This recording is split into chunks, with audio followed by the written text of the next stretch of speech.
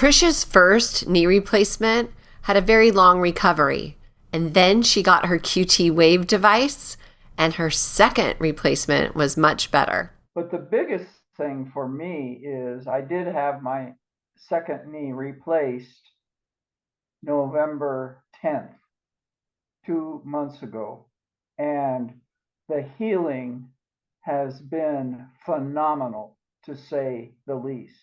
It's been absolutely unbelievable. I'm walking around like I've never had a bad knee. Are you ready to experience unbelievable healing? Have you already felt this? Did you know this happens daily with the quantum twine wave effect?